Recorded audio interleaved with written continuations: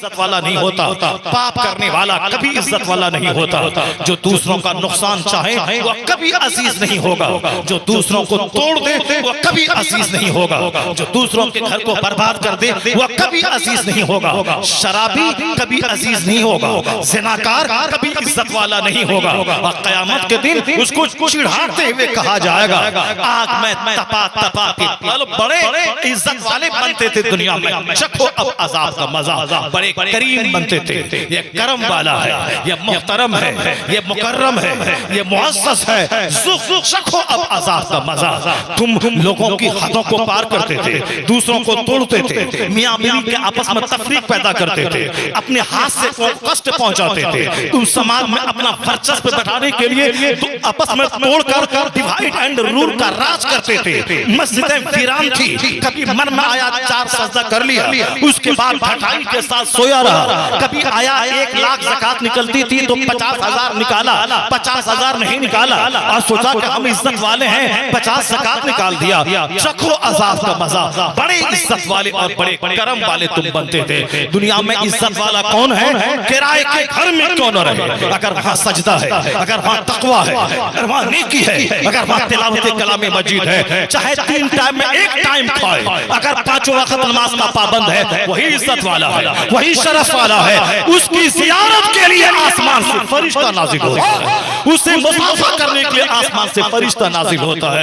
इसीलिए मैं हुफ़्फ़ाज़ कराम से कहता हूँ, अगर आप हाफ़िज़ कुरान है, दुनिया वाला आपको पैसा दे चाहे न दे, दुनिया वाला तनख्वाह ज्यादा दे न दे, मगर आप हाफ़िज़ कुरान है, समझ लें कि आपके सीने में अल्लाह का कलाम मौजूद है। आपसे ज्यादा मोहतरम कोई नहीं है, आपसे ज्यादा मुअज़्ज़म कोई नहीं है, आपसे ज्यादा मुहतशम कोई नहीं है। अगर आप आलिम रब्बानी है, नाइबे रसूल है, अगर आपको गाली भी दी जाती हो, अगर आपको पैसे भी कम दिया जाता हो, अगर आप वाकई नाइबे रसूल है, तो 50 खरब का मालिक खरबपति, 50 खरब का मालिक खरबपति आपके पांव की धूल के बराबर नहीं है। इसलिए कि जब एक आलिम रास्ते से गुजरता है तो समंदर की मछलियां, सुराखों की चूटियां और दरख्तों के पत्ते उसके लिए बख्शिश की दुआ करते हैं। और ये शरफ किसी को हासिल नहीं है। ये दुनिया प्रोविजनल है, ये दुनिया आर्जी है, ये दुनिया टेम्पररी है। यहाँ की इज्जत को भी दवाम नहीं है, यहाँ की दौलत को भी दवाम मतलब परमानेंस, हमेश की दौलत को भी नहीं है। जवानी को परमानेंस नहीं है, परसों पैदा हुए, कल बूढ़ा जवान हुए, आज बुढ़ापे की डगर पे चले। जिनके सामने पैदा हुआ वो आज जब मेरी दाढ़ी सफेद देखते हैं मुस्कुराते हैं कि मेरे सामने ये पैदा हुआ था। जैसे मेरी माँ आज तक बाहयात है, वालिद साहब का इंतकाल हो गया है, मेरी माँ जब मुझको देखती होगी कि मेरा बूढ़ा बेटा आ रहा है, मेरे बेटे की दाढ़ी के बाल सफेद हो गए, ये तो मेरे कोख से पैदा हुआ है। मैंने उनको कैसे दूध पिलाया है, ये कैसे दूध पीता था, बचपन में कैसे शरारत करता था, कैसे बदमाशी करता था, सारा नक्शा एक माँ के सामने आ जाता है। पैदा हुआ जिसके कोख से, उसी के सामने बूढ़ा भी हो गया। ये 50-60 साल जाने में कोई टाइम नहीं लगता है। न जवानी को करार है, न दौलत को करार है, न बुढ़ापे को करार है, न जिंदगी को करार है, न रात को करार है, न दिन को करार है। करार किसी को नहीं है। करार है किसको? अगर ईमान है, तकवा है, उसको करार है कि जिंदा रहा तो भी मुअज़्ज़ज़ है और मर गया तो जन्नत का इनाम उसका इंतजार कर रहा है। करार तकवा को है, करार इबादत को है, करार शराफत को है, करार सजदे को है। वो आयत सुनिए, उसके बाद फिर मैं दूसरा चैप्टर खोलता हूँ। फलम्मा नसू मा ज़ुक्किरू बिही फतहना अलैहिम अबवाब कुल्लि शै। कितना टाइम हुआ नकीब साहब? कितना टाइम हुआ? 2 बज गया। कितना टाइम, कितना मैंने शुरू किया, कब शुरू किया था? 12:15 में शुरू किया था ना, तो 12:15 में शुरू किया तो 2:15 होने दीजिए। दूसरा चैप्टर 2:15, हाँ, तो 2:15 बजे अगर खत्म मैंने कर दिया तो कैसे शुरू होगा? दूसरा चैप्टर तो रह जाएगा, फिर वो दूसरा चैप्टर ही छूट जाएगा। तो चलिए जहां तक होगा 2:15 तक, जहां तक चलेगा चलेगा। जरा जोर से बोलिए सुभान अल्लाह, हाथ उठा के बोलिए ला इलाहा इल्लल्लाह, ला इलाहा इल्लल्लाह। मैं कोई कहानी बयान किया मैंने आज अभी तक 1.25 घंटे में कोई कहानी बयान नहीं किया। मैंने सिर्फ डूज एंड डोंट्स, यानी ये करो ये ना करो, जिंदगी को सुधारने वाली बातें, जिंदगी को 4 चांद लगाने वाली बातें, सीने का जंग छोड़ाने वाली बातें, ये जो सोच आजकल बन रही है नौजवानों की गंदी सोच, दुनिया कमाने की सोच, उसी सोच पर मैंने एक कड़ा प्रहार किया है। मैंने कहा है कि यह सोच सही नहीं है। सोच वही है जो कुरान ने दिया है, सोच वही है जो मुस्तफा की हदीस में आया है, वही सोच है। आने वाली नस्लों को आप क्या देंगे, आने वाली नस्लों के लिए आप क्या छोड़ के जा रहे हैं? अगर आपकी सोच अच्छी है, अगर आपने सिंपल लिविंग हाई थिंकिंग के साथ जिंदगी गुजारी, तो अगर आप नहीं डीएम बन पाए, आपकी नस्ल में कोई बच्चा जरूर डीएम बनेगा, आपकी नस्ल में कोई बच्चा जरूर फकीह बनेगा, आपकी नस्ल में जरूर कोई बच्चा मुत्तकी वली बनेगा, जरूर आपकी नस्ल में। चूंकि ये आने वाली नस्लों के बारे में प्लान कई साल पहले बनता है, कई साल पहले वो प्लान तैयार किया जाता है, तब जाके वो प्रैक्टिकल में वो रुए जमीन पर आता है। जैसे आपने सुना होगा ये प्लान कैसे तैयार होता है, आपने बुखारी शरीफ की हदीस पाक सुनी होगी, मैं उसी को रिमाइंड कर देता हूँ, फिर मैं आपको बता देता हूँ। कुरान शरीफ में कई जगहों पे आया है, वज़कुर फिल किताब इब्राहीम, इब्राहिम को याद करो। कुरान शरीफ में आया है, मैंने इब्राहिम को चंद कलिमात से जांचा, जब वो हर एग्जाम में खरा उतर गया, मैंने उसे लोगों का सरदार बना दिया, मैंने उसे लोगों का इमाम बना दिया। जनाब इब्राहिम आजमाइशों से गुजरे हैं, अल्लाह के पैगंबर, अल्लाह के खलील हैं, आग में डाल दिया। जुर्म क्या था?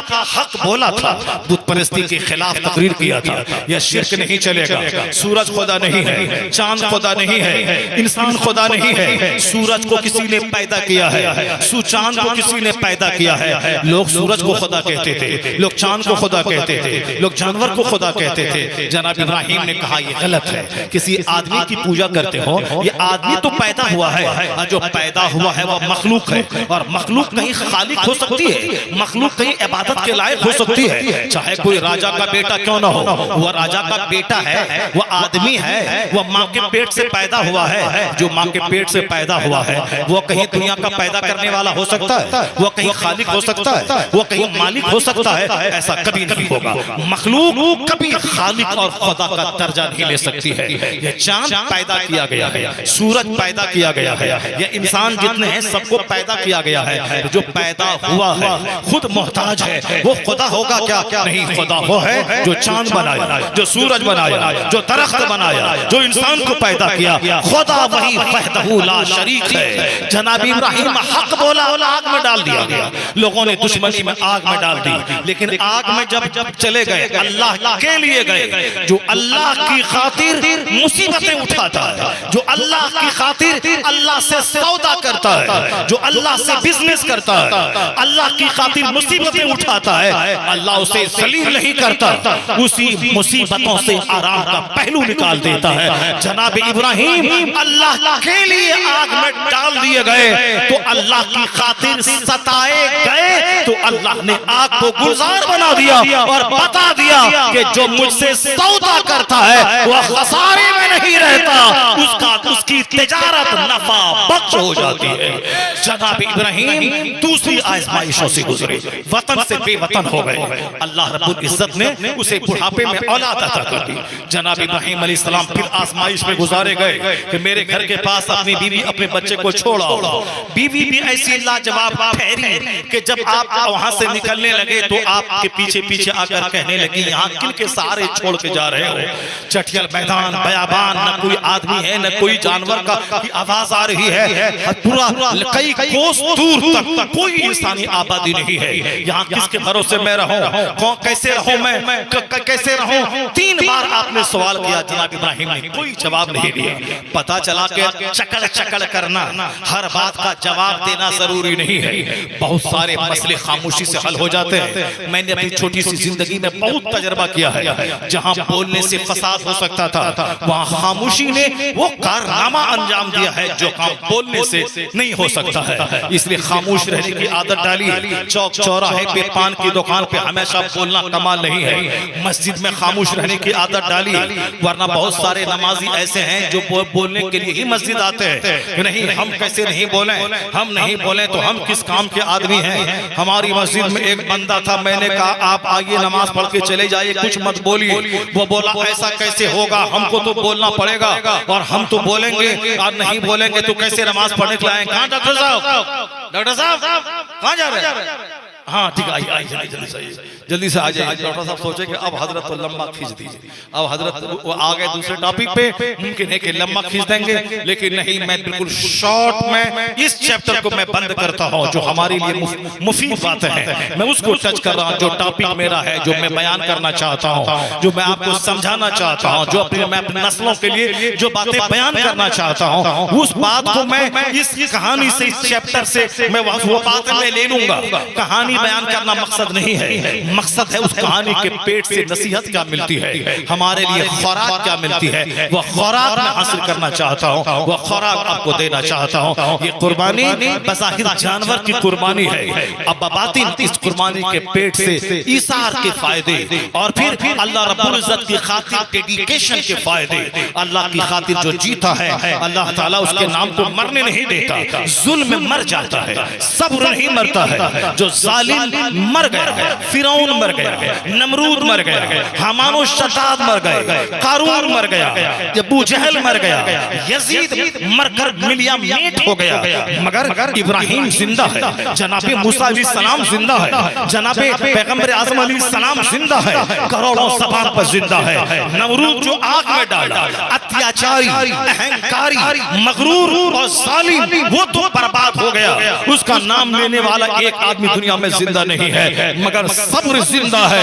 कैसे? जनाबे इब्राहिम का नाम आज 200 करोड़ मुसलमान दुनिया में जब नमाज पढ़ता है और नमाज में कहता है अल्लाहुम्मा सल्ली अला मुहम्मद व अला आले सय्यदना मुहम्मद कमा सल्लैता अला सय्यदना इब्राहिम व अला आले सय्यदना इब्राहिम। इलाही कि जनाबे इब्राहिम पे जैसे तूने रहमतें नाजिल की थी वैसी रहमत नाजिल फरमा।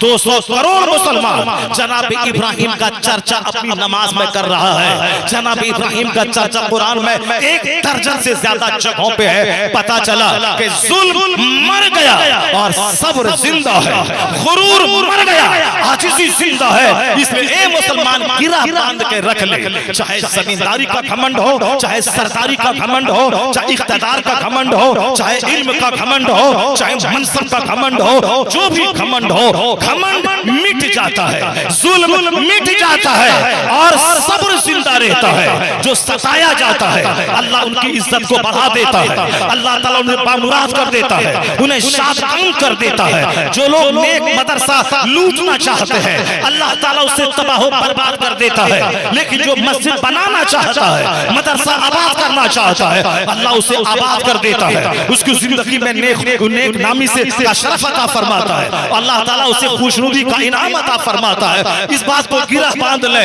कि जुल्म मरने के लिए ही आया है और सब्र जिंदा होने के लिए आया है। इब्राहिम जिंदा है, नमरूद नहीं, सब्र जिंदा है, घमंड नहीं। इसलिए घमंड चाहे जिस टाइप का हो, वो घमंड मज़मूम है, नापसंदीदा है। घमंड चाहे जिस टाइप का हो, अल्लाह ताला मगरूर को नापसंद करता है। और हुजूर कहते हैं ला यदखुलुल जन्नह मन कान फी क़ल्बिही मिस्क़ाल ज़र्रतिन मिन किब्र। राई के बराबर भी घमंड किसी के सीने में रहा तो अल्लाह उसको जन्नत में दाखिल नहीं करेगा। राई के बराबर, राई के बराबर। अब घमंड जिस टाइप का हो, कुफ्र का घमंड वो तो सीधे जहन्नमी है, जन्नत की खुशबू हराम है। और अगर मोमिन है मगर घमंड का टाइप है, यानी दौलत पे घमंड, सेहत पे घमंड, औलाद पे घमंड, जमींदारी पे घमंड, सरदारी पे घमंड, जो भी घमंड मज़मूम है, नापसंदीदा है, तबाह करने वाला काम है। हुजूर ने क्या कहा? जन्नत में नहीं जाएगा वो जिसके सीने में राई बराबर घमंड हो। सहाबी रसूल ने फौरी सवाल किया कि सरकार इन्ना रजुला युहिब्बु अन यकूना सौबहु हसनन व नअलहु हसना। ए सरकार, एक आदमी की तमन्ना है कि मेरा कपड़ा अच्छा हो, मेरा जूता अच्छा हो, क्या ये घमंड में दाखिल है? अगर हुजूर हाँ कहते थे तो अच्छा कपड़ा पहनना हराम हो जाता, लेकिन हुजूर ने क्या कहा? ला नहीं, इन्नल्लाह जमीलुन युहिब्बुल जमाल। अल्लाह जमील है, खूबसूरती को पसंद फरमाता है। सुभान अल्लाह, जरा जोर से बोले सुभान अल्लाह। घमंड अच्छा कपड़ा पहनने का नाम नहीं है, घमंड अच्छी गाड़ी पे चलने का नाम नहीं है। हाँ, अच्छा कपड़ा पहनने के बाद अगर किसी कमजोर कपड़ा वाले को हकीर समझ लिया गया, ये घमंड है, ये घमंड है। अल किब्र बतरुल हक व खमतुन नास, हक बात नहीं मानना।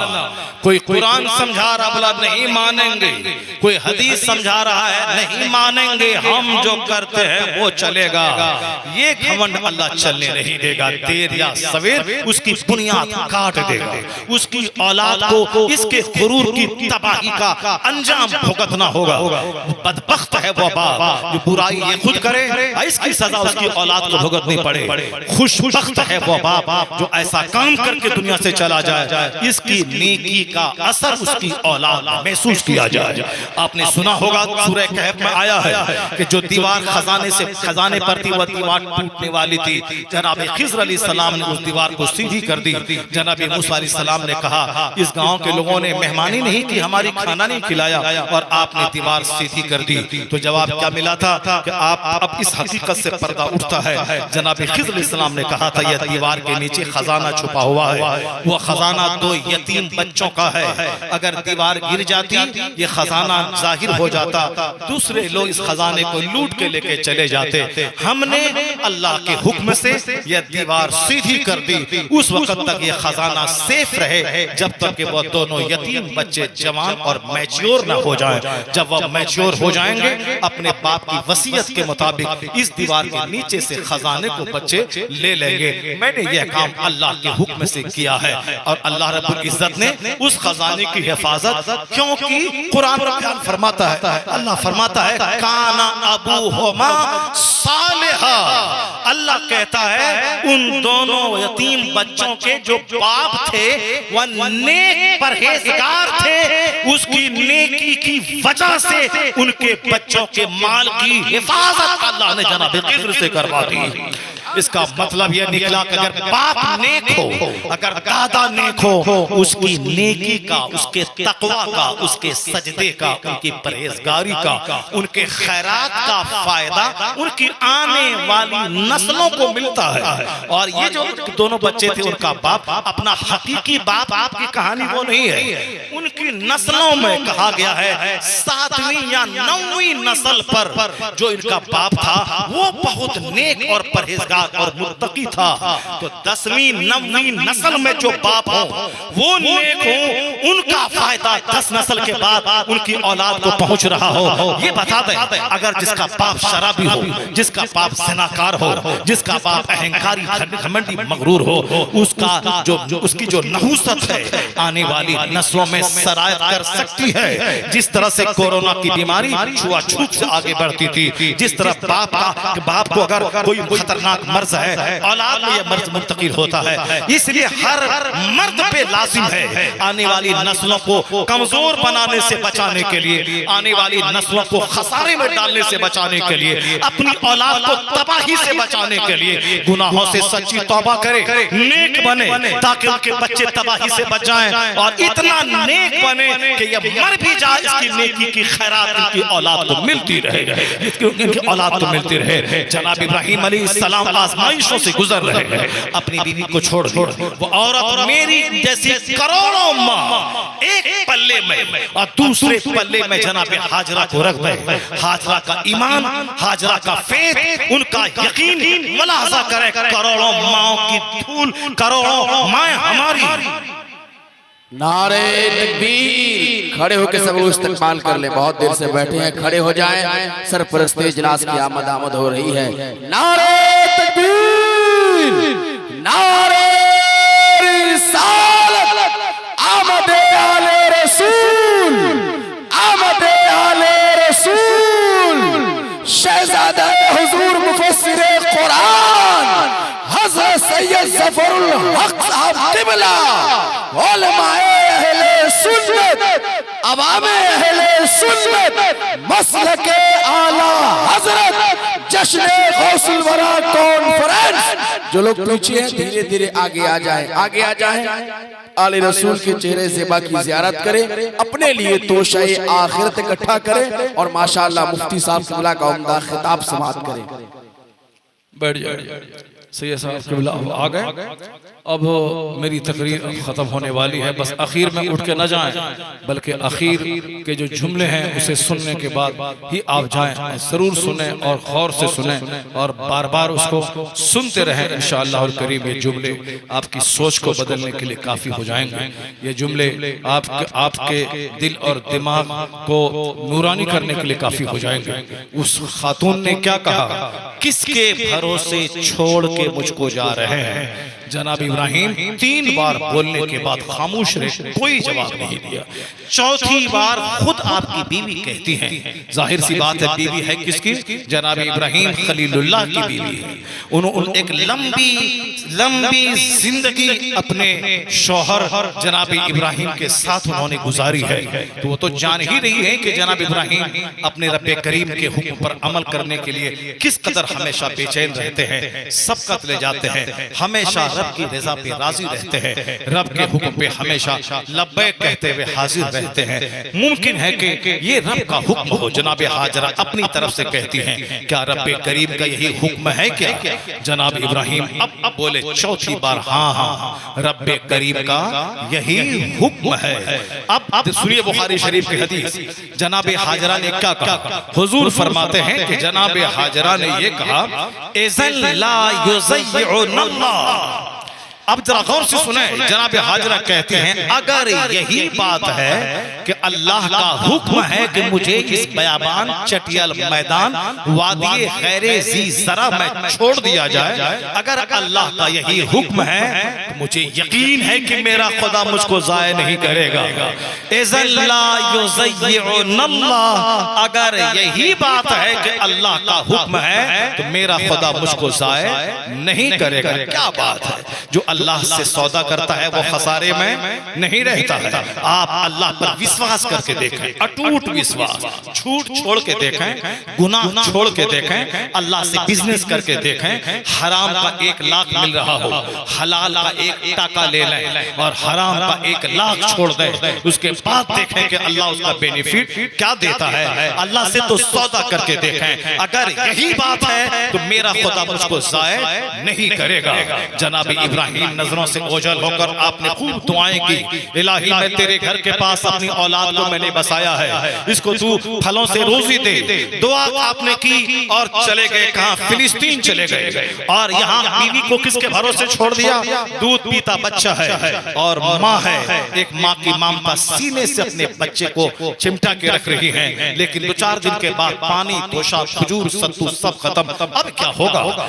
शायद सोने का घर जंगल में क्यों न है, अगर हमसे कह दे कुछ जंगल में तुम रहो जहाँ कोई आदमी नहीं है, रहना मुश्किल हो जाएगा, मर्द का पिता पानी हो जाएगा। तो एक खातून किस तरह अपने दूध पीते बच्चे के साथ को लेकर एक पत्थर के पास खड़ी है, चारों तरफ ऊंचे ऊंचे पहाड़ है और बिल्कुल वादी में आप बैठी हुई हैं जहाँ कोई इंसान नहीं, किस जिससे दिल बहलाए, क्या दिल पे गुजरता होगा। अल्लाह पर मजबूत भरोसा आदमी को चट्टान से ज्यादा सख्त कर देता है। पत्थर तो अपनी जगह था, ऐसा मंजर कभी ना देखा होगा, लेकिन अल्लाह पर यकीन की वजह से जनाब हाजरा मुतमईन हो गई कि मेरा खुदा मुझको ज़ाय नहीं करेगा, इसको आबाद करने का रास्ता गैब से पैदा फरमा देगा।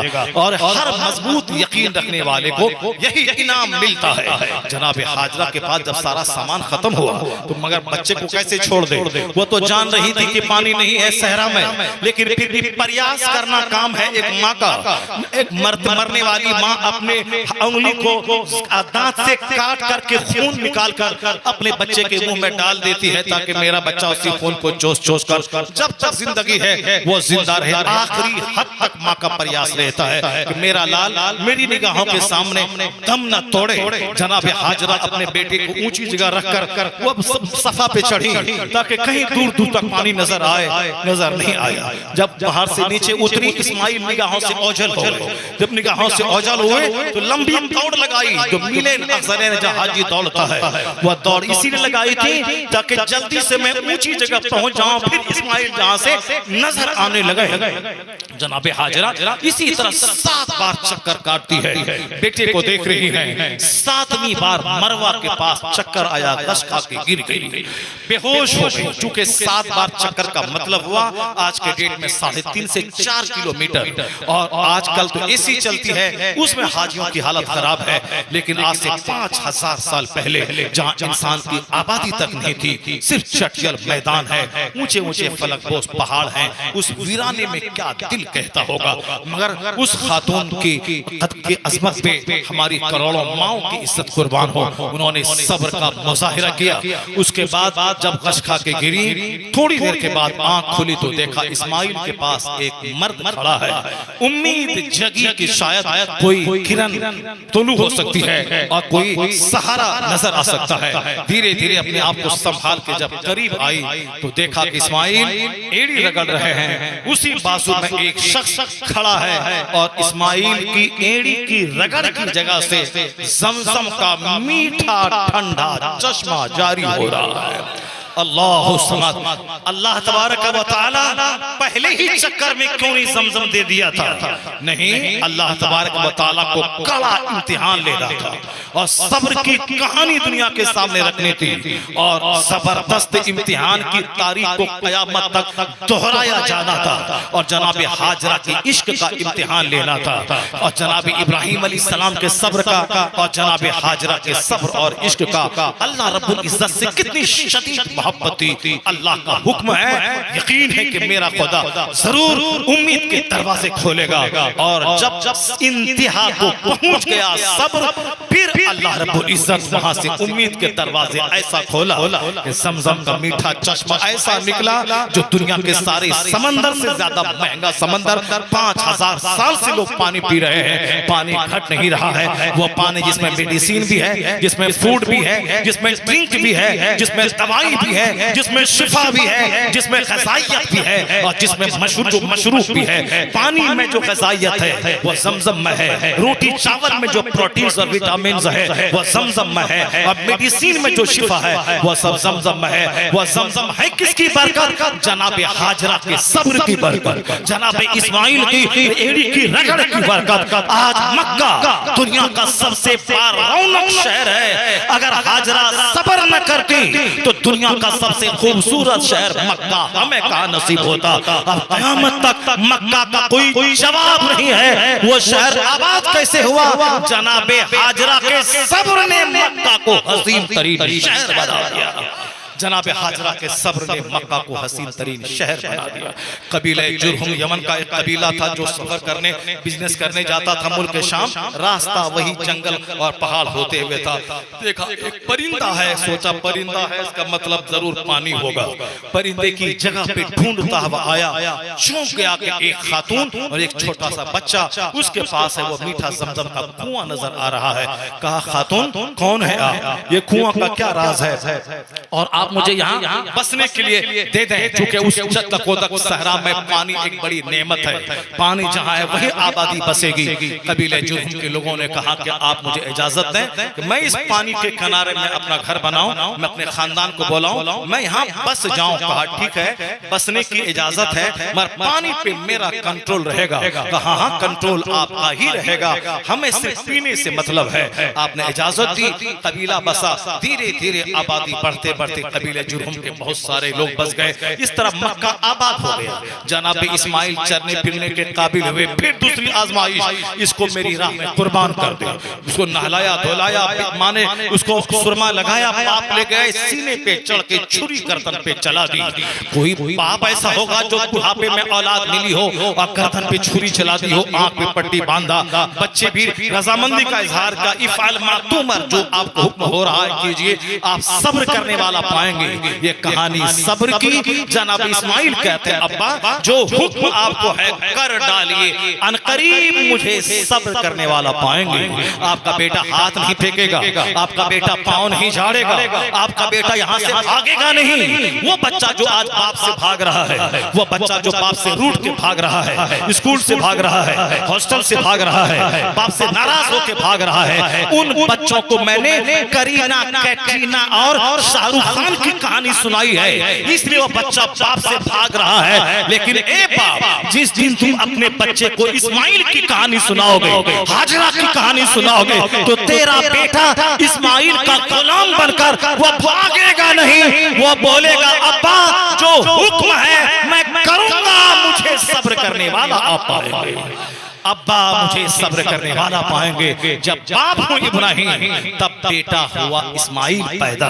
जनाब इस्माइल लेट गए, मुंह के बल लेट गए, गर्दन पे छुरी चलाई। जब छुरी चल गई, खून में लथपथ हो गई छुरी। अंदर से खुश है क्योंकि आंख पे पट्टी है, मैंने अपनी कुर्बानी भी दे दी, जान की कुर्बानी आग में कूदकर, वतन की कुर्बानी इराक छोड़कर, और बेटे की कुर्बानी छुरी चलाकर खुश हो गए इब्राहिम। ऐसा नहीं कि मैंने बेटे को ज़बह कर दिया, हाय क्या काम किया, नहीं, मुतमईन है दिल, मैंने रब का हुक्म मानते हुए बेटे को ज़बह कर दिया। जब आंख से पट्टी खोली तो देखा इस्माइल खड़े मुस्कुरा रहे हैं, और एक फरिश्ता इंसान की सूरत में वो मुस्कुरा रहा है। जनाब इब्राहिम की छुरी जो चली थी, जो गर्दन पे, वो एक दुम्बा है जो ज़बह हो गया है, दुम्बा ज़बह हो गया। जनाब इस्माइल खड़े हैं, जनाब इब्राहिम बोले अल्लाह अकबर, जनाब इस्माइल बोले अल्लाह अकबर, ला इलाहा इल्लल्लाह वल्लाहु अकबर। जनाब जिब्राइल बोले अल्लाह अकबर वलिल्लाहिल हम्द। यह तीनों हज़रात की तस्बीह है जो क़यामत तक मुसलमान पढ़ते रहेंगे। अल्लाह ने कहा क़द सद्दक़्ता रुया, इब्राहिम तूने ख्वाब को सच्चा करके दिखलाया, मैंने तो सिर्फ आजमाया था, तुम आजमाइश में खरे उतर गए, मैंने तेरी कुर्बानी कबूल कर ली, और मैं क़यामत तक के लिए कुर्बानी की यादगार कायम कर दी, ताकि जब तक दुनिया रहेगी तेरी कुर्बानी की यादगार कायम होती रहेगी। सब्र का इनाम है कि बंदा गुमनाम नहीं होता। सब्र का इनाम खुशनामी की सूरत में, सब्र का इनाम मकबूलियत की सूरत में। इतना फर्मा बरदार, इतना ओबीडिएंट बेटा जनाब इस्माइल कैसे पैदा हुए? अल्लाह रब्बुल इज्जत ने सारा काम किया है। चूंकि मोहम्मद अरबी अलैहिस्सलाम उसी खानदान से पैदा होने वाले हैं, मोहम्मद अरबी अलैहिस्सलाम उसी कबीले कुरैश से जन्म लेने वाले हैं, जो अरबो अजम का जोग्राफिया बदलेंगे। Who will change the global face of the world? जो दुनिया का नक्शा बदलेंगे, अरबो अजम की सोच बदलेंगे। खुद न थे जो राह पे औरों के हादी बन गए, क्या नजर थी जिसने मुर्दों को मसीहा कर दिया। वो अरब के मुर्दा लोग जिंदा होंगे, दुनिया भर में इस्लाम की क्रांति फैलेगी। इतना बड़ा इनकलाब कहां से निकलेगा? आका अलैहिस्सलाम से निकलेगा। तो आका कहां से पैदा होंगे? उसी कबीले से पैदा होंगे। कबीले जुरहुम की आबादी आगे बढ़ेगी, डिफरेंट ट्राइब्स में लोग बढ़े, उसी में एक कबीला कुरैश हुआ, उसी में एक कबीला बनु हाशिम हुआ, उसी में एक कबीला बनु अब्दुल मुत्तलिब का हुआ, उसी में उनका बेटा अब्दुल्ला हुआ, उसी से पैदा मोहम्मदुर रसूलुल्लाह हो गए। भेजना था मुस्तफा को, इसलिए अल्लाह ने जनाब इब्राहिम के जरिए मक्का को आबाद किया। उसी असना की बात है, इस्माइल जब जवान हुए, एक खातून से शादी की। जनाब इब्राहिम जब वहां से आए, देखा कि इस्माइल घर में नहीं है। एक खातून बाहर आई, कहा इस्माइल, कहा शिकार को गए हैं, कहा बेटा गुजर बसर कैसे हो रहा है? खातून बोली बहुत तंगी से गुजर बसर हो रहा है, बहुत तंगी से। आजकल अक्सर औरतें बीमार, अक्सर औरतें छोटे दिल की, अक्सर औरतें तंग सर्फ होती है। इसमें 100% हाथ माँ का होता है, जो अपनी बेटी को बहला फुसला कर नहीं, अपनी बेटी को गलत सलत लफोन से बात करके उनको मगरूर मुतकब्बिर सास की नाफरमान बना देती है। यहाँ तक कि तलाक से रिश्ता टूट जाता है। फिर ये माँ आंसू टपक टपक के बहाती हैं और रोती हैं, कोर्ट और कचहरी का रास्ता ढूंढती हैं। माँ को हमेशा फोन के जरिए अपनी बच्ची को कहना चाहिए, मेरा बेटा, मेरा लाल, वो तुम्हारा घर है, मैं तेरी माँ हूँ, मगर मुझसे ज्यादा सम्मान अपनी सास को देना। या तुम्हारे बाप जिसने पैदा किए हैं, इससे ज्यादा सम्मान अपने शौहर के बाप को देना। अब तुम्हारा शौहर अब तुम्हारी जन्नत तेरी दोज़ख है, अपने घर के सारे आराम को भूल जाओ। मैं तुमको रानी कहती थी, मुमकिन है कि तेरी सास तुझको नौकरानी कहे, मगर सब्र कर लेना, थोड़ी देर सब्र करना, कब तक रहेगी वह बूढ़ी, सब्र कर लेना, फिर रानी तुम ही बनोगी, तुम्हारा घर की मलकिन तुम ही बनोगी। इस तरह के हौसला को नसीहत कलेमात से औरतों का दिल लगता है, वह सब्र करती है। मगर यह तो चुड़ैल उसको फोन करके कहती है दबना मत, लड़ते रहना, दबोगी तो और दबाएगी, खूब लड़ना। और जहां लड़ी बेटा ही तो है, माँ ही तो है, चाहे वो और बीवी क्यों न हो, मगर माँ के साथ लड़ती हुई लड़ती हुई जब शौहर पाता है तो झुंझला के ये तलाक दे देता है। अब जब यहाँ तो कुंवारी लड़की की शादी नहीं हो रही है तो तलाकशुदा को कौन उठाएगा। इसलिए शादी का गहरा रिश्ता ये नसीहतों पे मुश्तमल है, हिदायतों पे। शादी से पहले भी हर माँ को चाहिए वो अपनी बेटी को गाहे बगाहे नसीहत करे, उसको हमेशा काम करवाती रहे, डांट डपट करती रहे। अगर दिन निकलते सोई है उसे डांटे, 5 वक्त नमाज के पाबंद बनाए, कुरान पाक की तिलावत करवाए, ताकि जब यहाँ एक्टिव बन के रहेगी, चुस्त रहेगी, तो फिर ससुराल में वहाँ सोई पड़ी रहेगी, उसकी शिकायत यहाँ नहीं मिलेगी। जो भी एक्टिव माँ है उसकी बेटी को 100% इज्जत मिली है। और जो भी चौड़े और फुहड़ किस्म की माँ है जो अपना खुद काम कर लिया, बेटी को काम करने नहीं दिया, खुद अपना गोबर करसी सब कर लिया, बेटी को करने नहीं दिया, नहीं हमारी बेटी जवान है सोएगी, उसकी बेटी की तरफ से हमेशा तरह तरह के ताने सुनने को मिले। अभी बकरीद की सुबह होगी, एक पंचायती में गया था, उस पंचायती में ही हुआ कि तो रोटी बनाना नहीं आ रहा, रोटी बनाना नहीं आता है। बताइए साहब, मैं तो दंग रह गया। शादी के 2-3 साल हो गए, शौहर ने कहा कि आप मुझे सामने खड़ी है, वो उससे पूछे कि रोटी बनाना आता है इनको, अगर हमारी गलती है मैं झूठ बोलता, पूछे भी सामने उनको बोलिए कल सुबह सवेरे आप आइएगा, नाश्ता आपको खिलाएंगे अपने हाथ से रोटी बना के। मैं पूछता रहा रोटी बना के खिलाओगे, कल सुबह मैं आ रहा हूँ, नाश्ता तेरे हाथ की रोटी से मैं खाऊंगा। 10 से मस नहीं हुई। ये बता दें कि साहब जवान हो गई, शादी हो गई, एक बच्चे की माँ हो गई, रोटी बनाना तक नहीं आता है। ये सारा कसूर उस औरत का जाता है जिस माँ ने झाड़ू तो लगवाया, पोछा तो करवाया, मगर अच्छा खाना बनाने का हुनर उनको नहीं सिखाया। हर माँ पे लाजिम है, अच्छी हर मर्द पे लाजिम है अच्छी औरत का सिलेक्शन करें, ताकि वो अपनी औलाद की अच्छी तरबियत करे।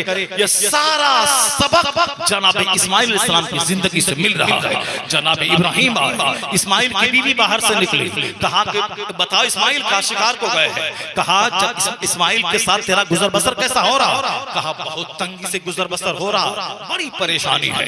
जनाब इब्राहिम अलैहिस्सलाम समझ गए कि नाशुक्री औरत है। क्या कह रहे हैं आप? इस्माइल को सलाम कह देना और कह देना गैर अतबतबाबी, गैर अतबतबाबी, अतबतबाबी। इस्माइल आए तो कह देना उसे मेरा सलाम, और ये कह देना कि उन्होंने ये कहा है।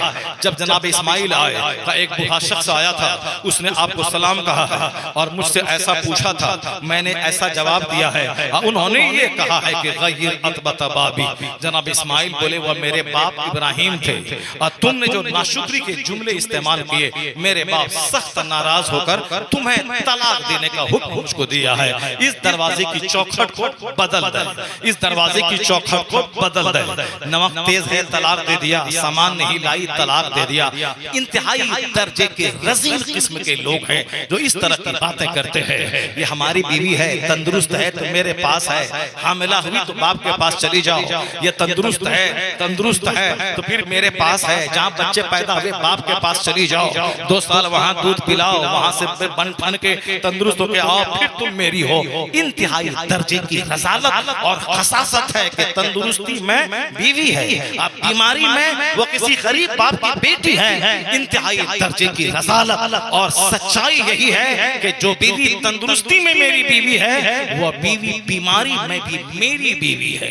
बीमारी में भी मेरी उनकी खिदमत करना ये ज्यादा दर्जे उनके लिए बेहतर है। हाँ अलबत्ता मेरे 1000 कहने के बावजूद अगर माँ के पास ज्यादा उनको सुख मिलता है, ज्यादा चैन मिलता है, ज्यादा वो खुल के जीती हैं। अगर माँ के पास कोई तंगी नहीं है, माँ बुला रही है, बसर शौक माँ के पास चली जाए, कोई हर्ज की बात नहीं है। यहाँ तो बाप के पास खाने को नहीं है, मगर एक बाप करे तो क्या करे, वह जमीन बेचकर अपनी बेटी को पालता है। तुम तो बाप के पास भेज दिया, अब ये बता दे बाप किन के पास भेजेगा? समाज में अच्छा इंसान बनने का मतलब ये नहीं है कि मास्टर बन जाना, दारोगा बन जाना और टीचर बन जाना और साहब डीएम बन जाना। नहीं, इस्लाम इसी पॉइंट पे जोर देता है कि मुहज़्ज़ब बनना, सिविलाइज्ड बनना, अच्छा इंसान बनना, बाअखलाक बनना, दर्द को समझना, अपनी बीवी बच्चे की खिदमत करना।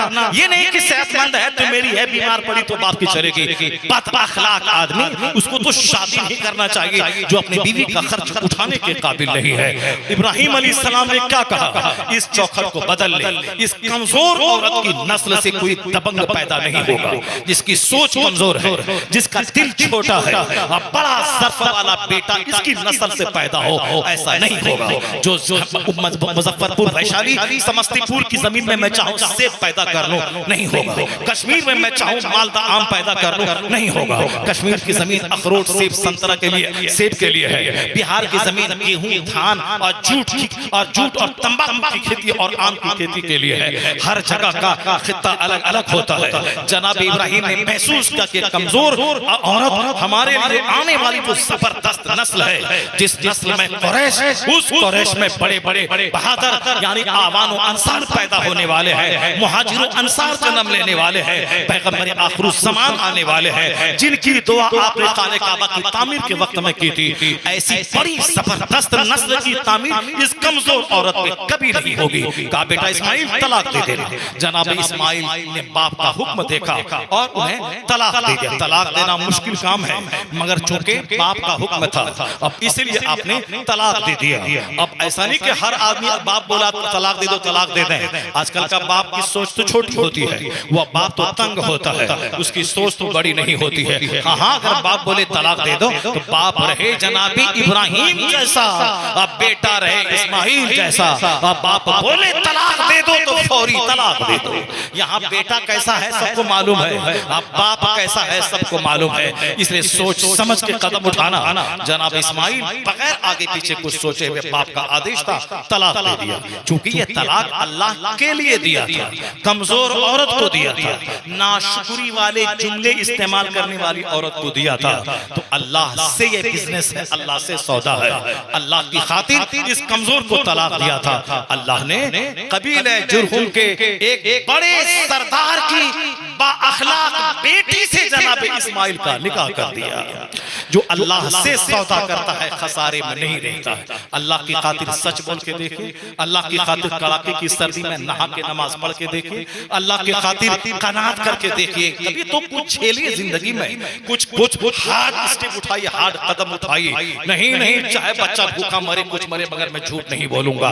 कुछ हार्ड फैसला लेके तो देखिए। ऐसा नहीं कि सच भी ठीक है, सच भी ठीक है, झूठ भी ठीक है, गोबर भी ठीक है, और साफ शरबत भी ठीक है, ये भी ठीक है, वो भी ठीक है, सब भी ठीक है। यानी सुबह इधर शाम उधर, सुबह मुसलमान शाम काफिर, ये पेंडुलम की तरह झूलता हुआ आदमी कयामत के करीब पैदा होगा। अच्छे बाउसूल आदमी कयामत के करीब कम हो जाएंगे।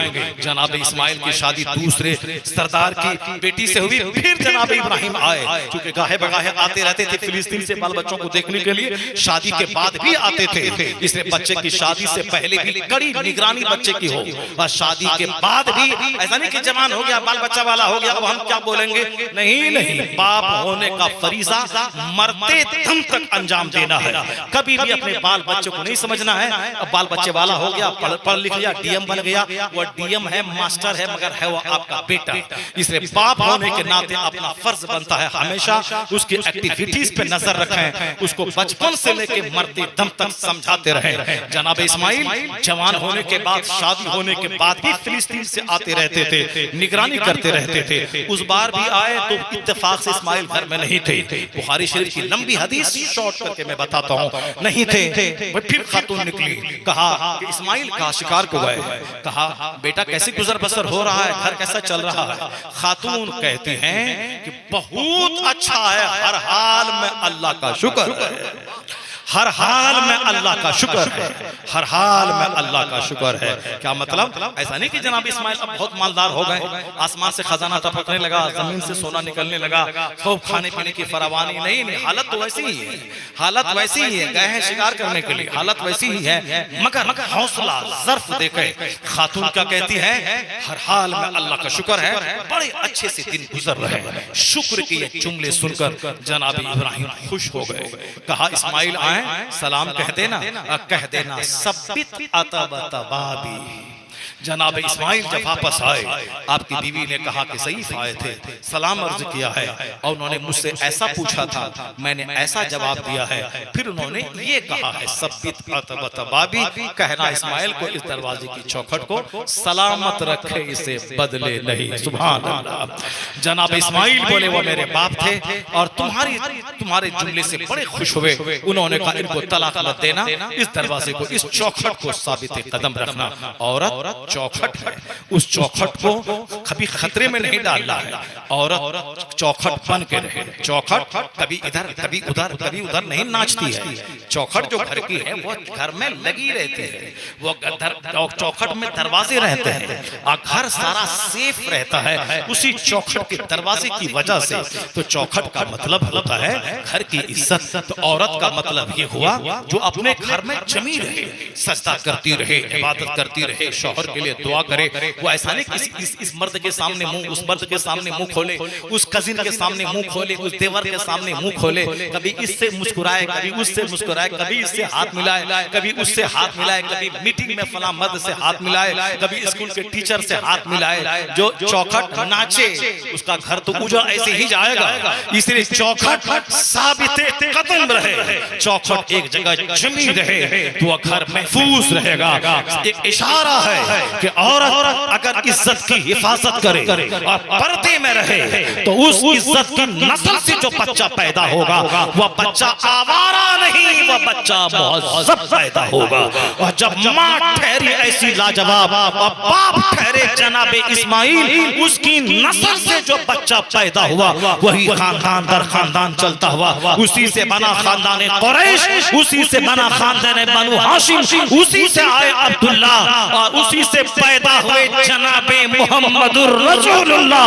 एक पैगाम है, जब माँ मजबूत होती है और जब बाप मजबूत होता है तो अल्लाह ताला औलाद की शक्ल में फल भी मजबूत अता करता है। जैसी जमीन वैसी फसल, जैसा दरख्त वैसा फल। हम जिए जैसे तैसे और उम्मीद करें कि मेरी नस्ल से बहुत बड़े बेनिफिट्स हमको मिलेंगे, नहीं होगा ऐसा। इसीलिए शादी के ताल्लुक से कहा गया कि औरत का सिलेक्शन बहुत सोच समझ के करना, और अच्छी औरत दुनिया की सबसे बेहतरीन पूंजी है।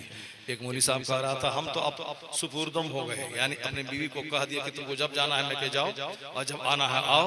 अब चूंकि हम बोलते हैं मत जाओ तो बोलती कि वो लेट जाती है, वो उसके बाद वो रूठ जाती, खाना पीना सब बंद।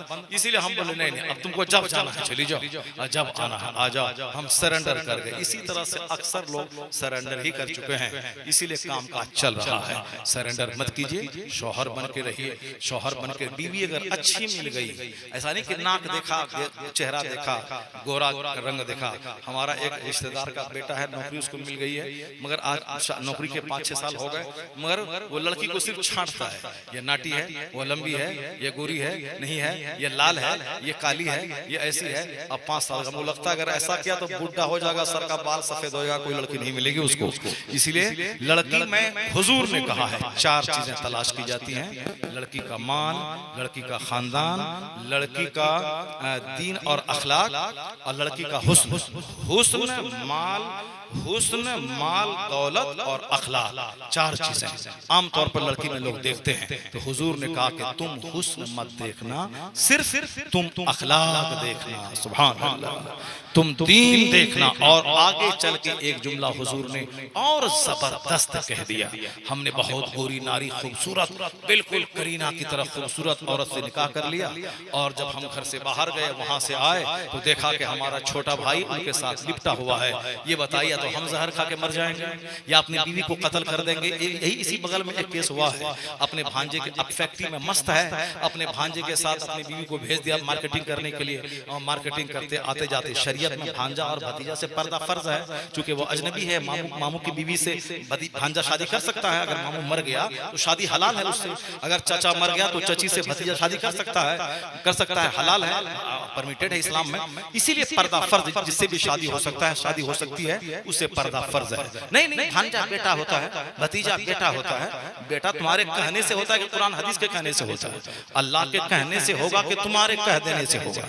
एक आदमी बोला ये हमारी बहन है, हमारी बहन है, अब कुछ दिन के बाद पता चला उसको लेकर कश्मीर भाग गया, कश्मीर भाग गया। अब बताओ बहन कहाँ है? अपने मन से फालतू वाली बात बोलेगा, बहन है, बोलने से बहन नहीं होता है, बोलने से बेटी नहीं होती है। एक पीर साहब बोला हमारी बेटी है, हमारी बेटी, बेटी पानी ला, बेटी पहन ला, बेटी पानी ला। और कुछ दिन के बाद पता चला कि उस बेटी को हमल कर दिया उसने। उसका भाई को मैंने मना किया था कि इस खबीस मर्दूद से तुम मुरीद मत होना।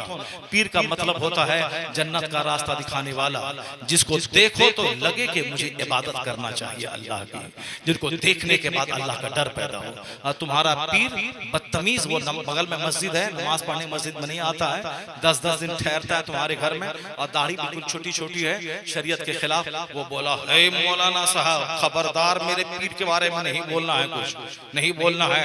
हालांकि मेरी तकरीर गौर से सुनता था, आज से 25 साल पहले की बात है, 25 साल पहले सुनता था। मगर ये बात जब मैंने उससे कहा, वो बोला कि बस इसका आगे नहीं बोलना है मौलाना साहब। वो हमारा पीर साहब है, पटना कॉलेज का प्रोफेसर है, बहुत बड़ा पढ़ा लिखा आदमी है, वो सब ठीक है। आज जहाँ 2-4 महीने के बाद हम फिर गए उस गाँव में, तो बोला लोग, मैंने कहा पीर साहब का क्या हाल है, उस मुरीद का क्या हाल है? वो बोला कि वो मुरीद हाथ में छुरी लेके पीर को ज़बह करने के लिए तलाश कर रहा है, हाथ में कटारा लेके पीर को काटने के लिए खोज रहा है। मैंने कहा क्या हो गया? कहा उनकी जो जवान बेटी थी, बहन थी उनकी, और लड़का खूब स्मार्ट था, उसकी बहन भी वैसी ही रही होगी चूंकि ये खूबसूरत था। तो मैंने इनसे कहा था कि तुम्हारा पीर नमाज पढ़ने यहाँ क्यों नहीं आता है? तो वो, मैं उसके घर कभी नहीं गया हूँ, मैं उनको देखा, उसके बाद मैंने उससे कहा था कि तुम्हारा पीर नमाज नहीं पढ़ता है, दाढ़ी छोटी रखता है, वो पीर होने के लिए जरूरी है कि वो नमाजी हो, मुत्तकी परहेजगार हो, आलिम बाअमल हो, तब पीर हो सकता है। सरकार का सिलसिला मुत्तसिल हो। आजकल खाली लोगों से पैर चुमवाने के लिए और मुर्गा मुसल्लम खाने के लिए सारे लोग पीर बनना चाहता है कि पीर बनने में आसानी है, न तकरीर करने में 2 घंटा पसीना बह रहा है, तरावी सुनाने में हाफिज की हालत खराब हो जाती है, पूरा कुरान सुनाने में, दरसगाह में 5 घंटे डेली पढ़ाने में क्या हाल होता है, सबको मालूम है। दरसगाह में पढ़ाने में परेशानी है। हाफिज अब ये लोग मेहनत करें और मलाई खाए, वो जो आ गया अपना कुछ जानकारी भी नहीं है, अपना धौंस जमा रहे हैं, अपना मलाई है, औरत रगड़ रही है, सर की तरफ तेल लगा रही है, अब मजा भी ले रहा है, अब मुरीद भी हो गया है, दुनिया में मस्ती भी कर रही है। भाई जहानाबाद में एक औरत, एक पीर साहब के पास एक मोटी औरत बैठ के रिक्शा पे जा रही थी। जब मैंने कहा तेरा पीर शादी कर लिया? बोला कि नहीं शादी नहीं किया है। मैंने कहा वो कौन था रिक्शा पे? पहले बोलता था मेरा पीर नफ्स को मारता है, मस्त नफ्स को शादी नहीं किया, नफ्स को मारने वाला मेरा पीर है। बिल्कुल फैक्ट कह रहा हूँ। ये मेरे साथ जहाँ इमामत करता था वही एक आदमी था, एक दूसरा सिलसिले का, वो चाहर की टोपी वाला। वो क्या बोलता था? मैंने कहा कि अरे तुम्हारा पीर तो फला औरत के साथ जा रहा था रिक्शे पे, क्या शादी कर लिया है क्या? कहा नहीं शादी नहीं किया है। तो फिर वो क्या कहा? मुरीदनी है, मुरीदनी है। मैंने कहा मुरीदनी है और मुरीदनी साथ में जा रही, का मुरीदनी को मेरे पीर से इश्क हो गया, मुरीदनी को मेरे पीर से इश्क हो गया है। बताइए क्या तमाशा है। अस्तगफिरुल्लाह रब्बी मिन कुल्ली ज़ंब। ऐसे लोगों की अकल पे पट्टी मारी जाती है, अकल पे साफ पट्टी पड़ जाती है कि हर सब कुछ देखने के बावजूद कि ये हराम है, हराम है। मालूम है तुम्हें अभी जो आला हजरत का डंका बज रहा है पूरी दुनिया में कि वादी रजा की कोहे हिमाला रजा का है, जिस समत देखिए वो इलाका रजा का है, बस्ती बस्ती करिया करिया का जो नारा लग रहा है, ऐसे नहीं लग रहा है।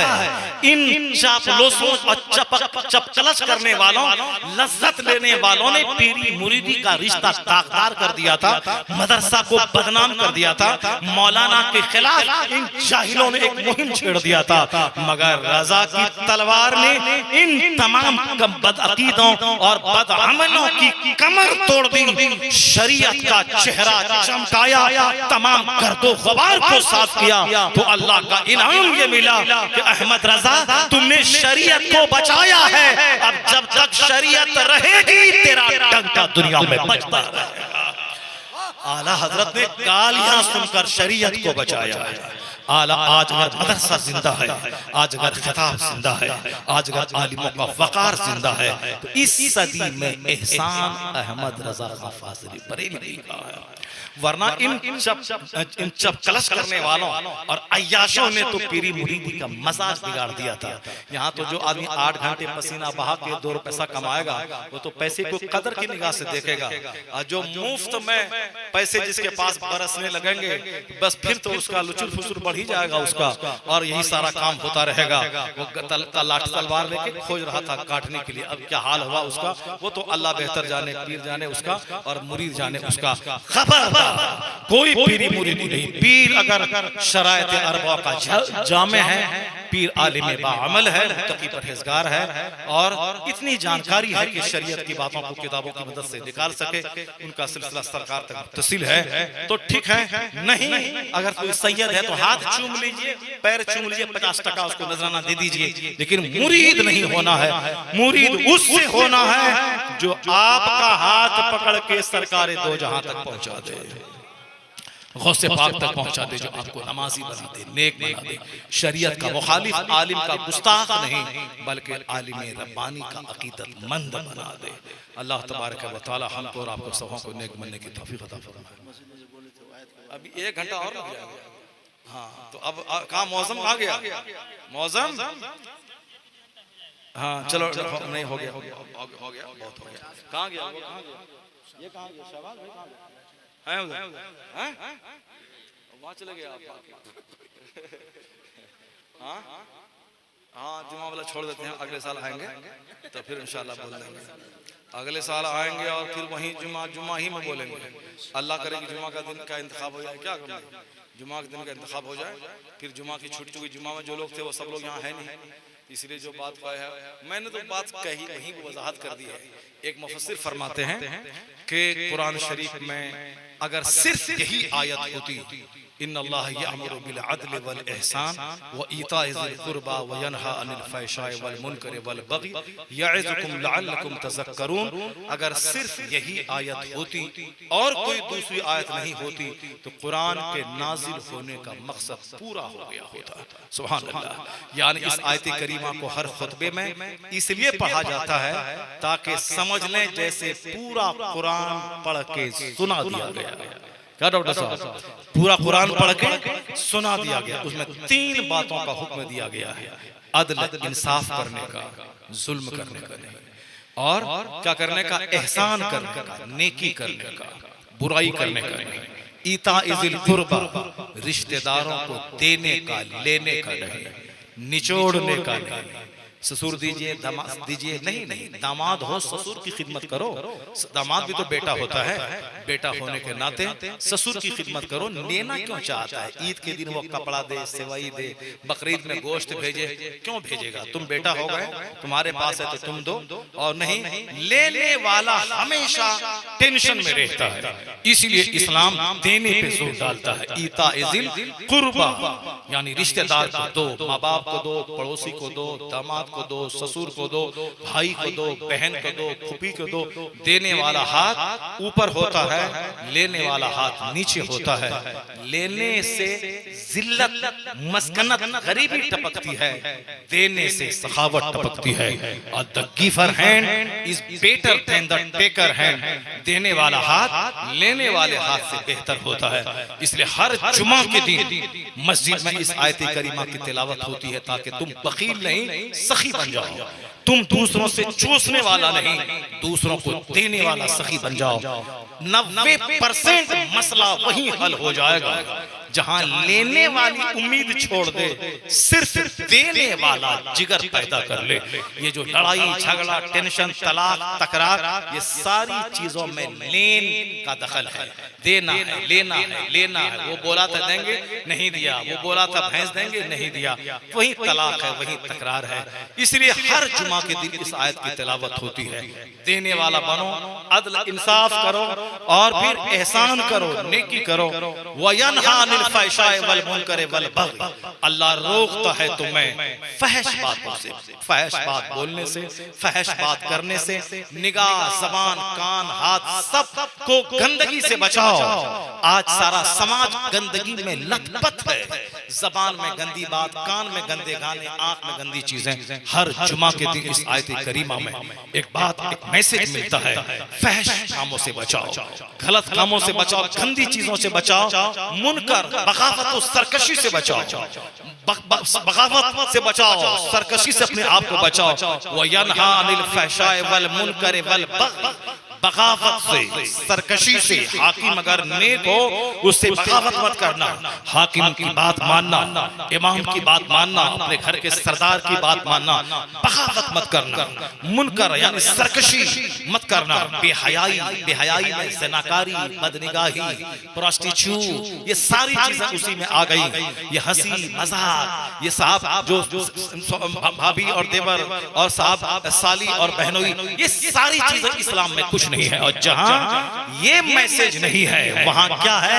वहां यही है, वहां बीवी को छोड़कर साली को लेके भागना है, वहां चाचा को कत्ल कर देना है, चाची से शादी करना है। इसलिए सिर्फ इल्म नहीं, इल्म वालों ने ही घोटाला किया है, इल्म वालों ने ही। आज जो नीट के पेपर लीक हुआ है वो तुम्हारे गांव का झगड़ा का हल जोतने वाला जाहिल वो लीक नहीं किया, वो पेपर लीक करने वाला क्वालिफाइड पढ़े लिखे लोग हैं। घोटाला ताबूत का, यूरिया का, चीनी का, ये सब घोटाला करने वाला ये हाई क्वालिफाइड पढ़े लिखे लोग हैं। कोई ऑस्ट्रेलिया का इंजीनियर है, कोई ऑक्सफोर्ड का पढ़ा लिखा है। अगर कोई ये कहता है कि मुसलमान बच्चे को पढ़ाओ और इंजीनियर, डॉक्टर, प्रोफेसर बनाओ, झूठ बोलता है।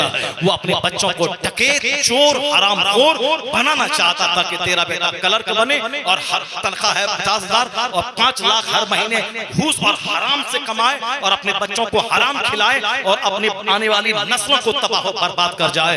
इल्म सिर्फ इल्म नहीं, इस्लाम कहता है इल्म नाफे, वह इल्म जो नफा दे, वह इल्म जो प्रॉफिटेबल हो, वह इल्म जो खुदा से करीब करे, वह इल्म सीखना फर्ज है, सिखाना फर्ज। सिर्फ इल्म जो हमारा दुनियादार तबका सीखा है कि डॉक्टर, इंजीनियर, प्रोफेसर, नमाज पर आए ना आए, ये इल्म सारे घोटाले जितने हैं सब पढ़े लिखों ने किया है।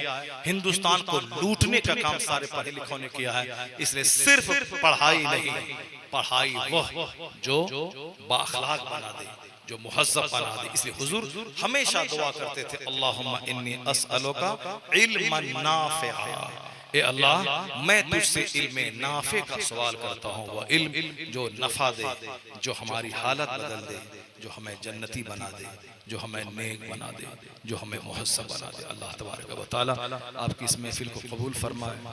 अल्लाह ताला हमें और आपको सबों को अपने घर के सारे अफराद की निगरानी की तौफीक अता फरमाए। शादी ब्याह में हर मौके से शरीयत, दीन, अखलाक, हुजूर की नसीहतों को मद्देनजर रखने की तौफीक अता फरमाए। आमीन व आखिरु दाअवाना अल्हम्दुलिल्लाहि रब्बिल आलमीन। अस्सलामु अलैकुम व रहमतुल्लाहि व बरकातुहू।